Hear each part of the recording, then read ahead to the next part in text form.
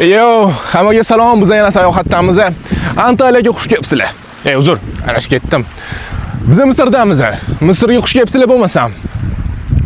Yana adashib ketdim. Faqatgina akanga chiqishi yo'q bo'lganligi uchun dengiz deb qabul qilinmagan Issiqko'lga xush kelibsizlar. Biz Qirg'izistondamiz. Oy.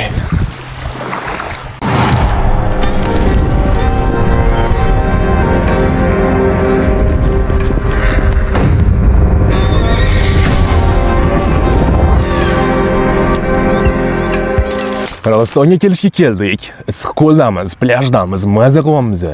Lekin sizlarga aytmagan bitta juda ham muhim narsa bor. Biz o'z Issiqko'lga qanaqa qilib keldik? Nima deb o'ylaysizlar? Samolyotda kelganmizmi? Balkim poyezddadir yoki taksida kelgandirmiz, Yo'q, sizlar adashasizlar. Biz Issiqko'lga O'zbekistondan o'z mashinamizda yo'lga chiqdik. Maqsadimiz esa Qirg'izistonning yuragi, tog'lar orasida yashiringan ulkan mo'jiza Issiqko'l edi. Lekin bu safar biz uchun manzilning o'zi emas, unga yetib boradigan yo'lning o'zi ham alohida sarguzashtga aylandi. Vodiy hududlaridan o'tib yo'limiz O'sh tomon davom etdi. Chegaradan o'tganimizdan keyin esa atrofdagi manzaralar asta-sekin o'zgara boshladi. Oddiy yo'llar ortda qoldi, tog'lar yaqinlashdi. Yo'lning har bir burilishida yangi bir manzara paydo bo'lardi.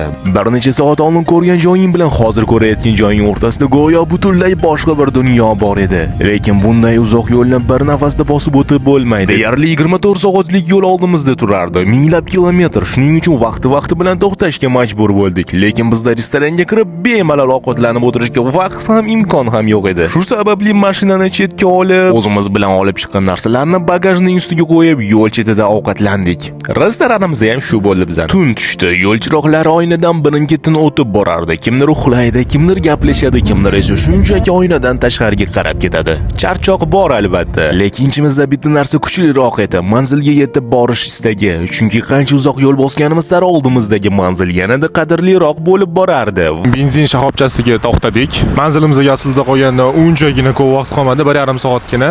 Ertaga mabodoga yetmay qolmasa.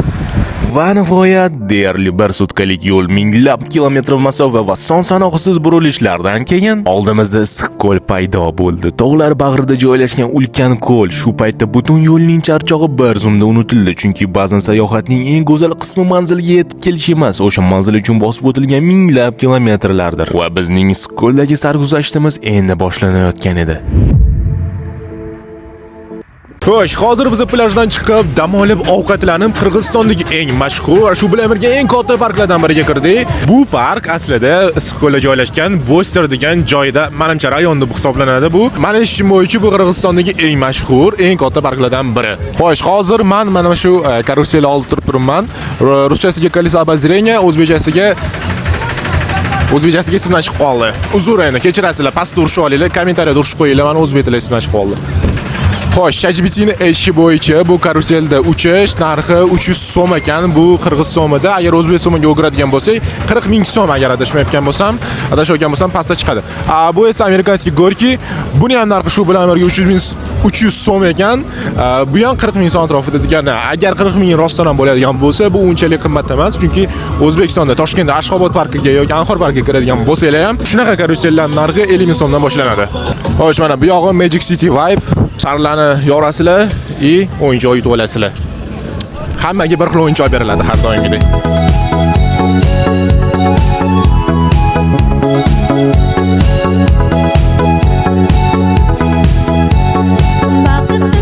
Mana bu parkda yagona hayron qoldiradigan narsa bu o'rnida turgan kema, yaxta, plyaj va Qirg'izistonni Issiqko'li bo'ylab kruiz bo'ladi. 1,5 soat kruizda aylansangiz bo'lar ekan. Nimaga faqat bu meni hayron qoldiradi? Qirg'izistonning mashhur eng katta park uchun bunaqa masshtab menimcha sal kam hisoblanadi. Shu yaxta kemalarni hisobga olmaganda, lekin bu aynan shu parkka obro'sini menimcha saqlab turibdi deb hisoblayman va obro'sini ko'tarib turibdi ham deb hisoblayman. Chunki parkda men birinchi marta ko'ryapman bunaqa yaxta kemali Issiqko'l, umuman ko'l bo'ylab sayohat qildirishini. Borgan davlatlarim orasida o'z 4 ta davlatga borganman, ularning orasida bittasida ham unaqa narsa ko'rmagan edim. Shu joy uchun respekt, lekin attraksionlar unchalik meni hayron qoldira olmadi. Endi to'g'ri tushunasizlar, men Xitoyda Disneylandlarda yurib, tam o'rganib qo'yganman-da. Shuncha like bosib qo'yinglar.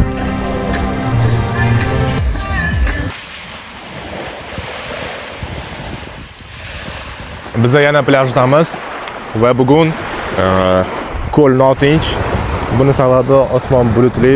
lekin menga shunaqasi ko'proq yoqyapti. Bilmadim nimagadir quyoshli plyajdan ko'ra mana shunaqa bulutli plyaj qanaqadir zo'r bir vibe beryapti menga. Nimagaligini o'zim ham bilmayman. Tushunganimdan keyin tushuntirib beraman sizlarga. Gapirishim bilan quyosh chiqib ketdi qaranglar. Quyoshda ham chiroyli albatta, rangi juda toblanib turadi. Lekin bulutli plyaj qanaqadir serый vibe beradi, ana kulrang vibe beradi. Aniq.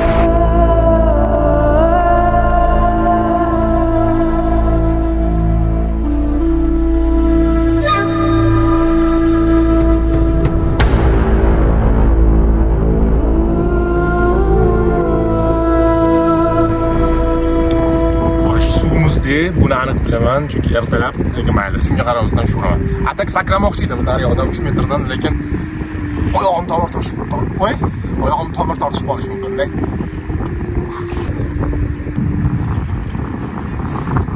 Have you ever heard the haunting sound the ocean makes when it grieves? It mourns the ones who sailed for love and found it far beneath. If you listen closely, you can know.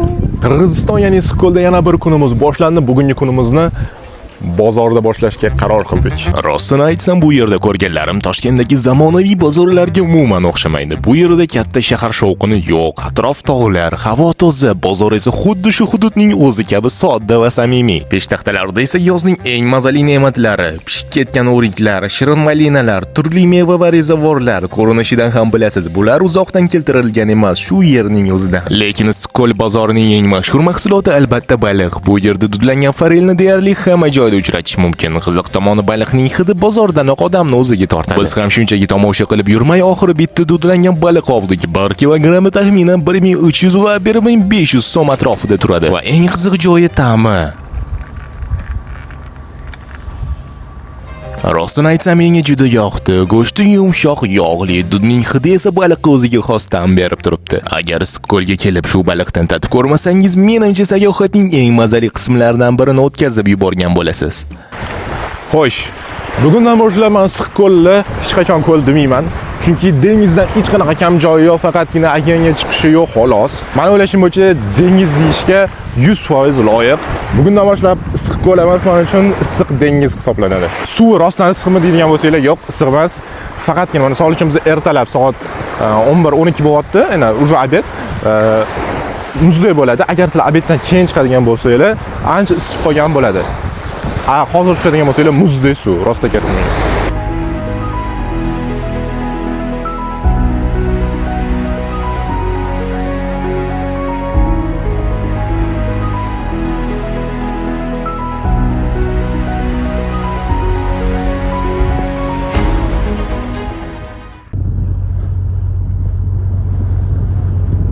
Qirg'iziston Issiqko'lda 3-kunimiz va bugungi tongimiz bizani dengizni naqd o'rtasidan boshlandi.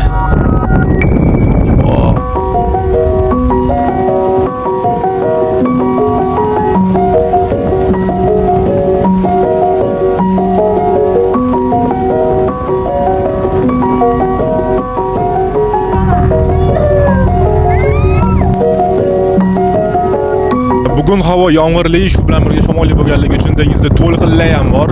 Shuning uchun xuddiki kachilada uchib ketayotgandek bo'lyapmiz. Tasavvur qiling, siz ulkan ko'lning qoq markazidasiz. Atrofingizda esa cheksiz suv, musaffo osmon va go'yo bu maskanni qo'riqlab turgandek ulug'vor tog'lar. Bizning kunimiz ham aynan shu yerdan, Qirg'izistonning gavhari Issiqko'lning qoq markazidan boshlandi. Bu safar ko'lni shunchaki qirg'oqdan tomosha qilish bilan cheklanmadik. Paraxodga chiqib Issiqko'l bag'riga tobora uzoqlashib bordik. Qirg'oq ortda qolgan sari ko'lning naqadar ulkanligi yanada chuqurroq his qila boshlaysiz. Bir tomonda qorli tog' sho'qqilari, ikkinchi tomonda esa cheksiz moviylik. Shu lahzada bu joyni nega dengiz deb atashlarini tushunasiz. Atrof shu qadar sokinki, bir necha daqiqaga barcha tashvishlaringizni unutib qo'yasiz. Na mashinalar shovqini, na shaharning gavjumligi, faqat mayin shamol, sokin suv va ulkan tog'lar.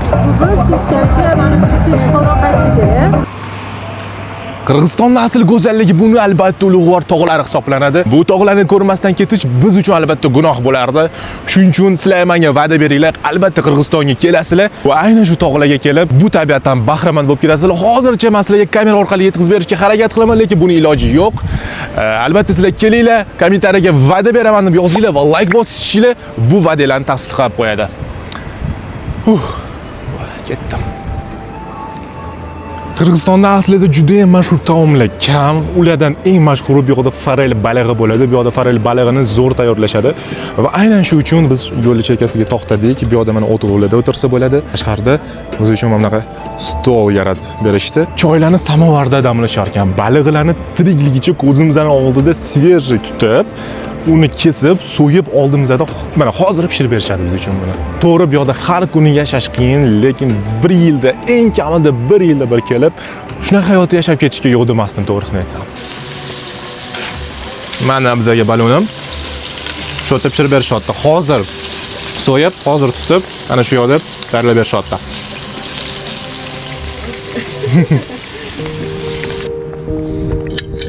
Hoppa. Oxirgi marta bunaqa kranni qo'limni bilasizlarmi qachon yuvgan edim? 5 yoshligimda yuvgan edim. Tog'ga Xumsonga chiqqan edik va dacha ham deb bo'lmasdi, bir tanish bizning uyimizda shunaqa kran bor edi. Shundan keyin mana endi Qirg'izistonda yuvdik. Zo'r, mazza qildi. Ko'pchilik blogerlar bunaqa tog'larga kelganda har doim Shveysariya tog'lari bilan, Shveysariya davlati bilan solishtiradi. To'g'risi men Shveysariya bilan solishtirgim kelmayapti. Shveysariya bu Shveysariya. O'zini vibe bor. Men uchun esa Qirg'iziston bu o'zi Qirg'iziston bo'lib qoladi. Qalbimda, miyamda, xayollarimda. Men o'ylashim uchun Qirg'iziston beradigan vibe Shveysariya bera olmaydi. Albatta Shveysariya beradigan vibe ham Qirg'iziston umuman bera olmaydi. Hammasini o'zini plyus taraflari, fishkalari bor. To'g'risi mazza qilaman, tosh ustida turibman, video olaman, bunaqa tabiatda tog' va toshlar orasida. Albatta bu vibe sizlar his qilib ko'rishinglar kerak. O'z vujudinglar bilan his qilib ko'rishinglar kerak bu vibe, to'g'risi. Chunki kamera bilan yana bir marta aytaman, yetkazib berish ilojsiz. Bu tog'larni so'z bilan tasvirlash qiyin. Go'yo butun dunyodagi eng chiroyli ranglarni olib bir joyga jamlagandek tuyuladi insonga. Baland tog'lar, qoyalar orasidan esayotgan salqin shamol, uzoq-uzoqlargacha cho'zilgan vodiylar va eng muhimi shu manzaralar qarshisida inson o'zini qanchalik kichik ekanini his qiladi. Biz bu safar davomida juda ko'p joylarni ko'rdik. Yo'llardan o'tdik, tog'lardan oshdik, Issiqko'lning moviy suvlariga qaradik. Tog'lar orasida baliq yedik. Ba'zi lahzalar esa shunchaki kameraga emas, xotiraga yozilib qoldi. Atrofga qarayman, u safarimizning ilk kunidan beri ko'rgan barcha manzaralar ko'z oldimdan o'tadi. Issiqko'l, Qirg'iziston. Balki bu safarimiz shu yerda yakunlanayotgandir. Ammo bu manzaralar, bu yo'llar va bu kunlar biz bilan hali juda uzoq vaqt qoladi. Chunki ba'zi sayohatlar tugaydi, lekin virtual ko'rish bilan haqiqiy hayotni ko'rish bu yer bilan osmonchalik narsa. Hozircha yerni ko'rib turinglar, kelgandan keyin osmonni ko'rasizlar.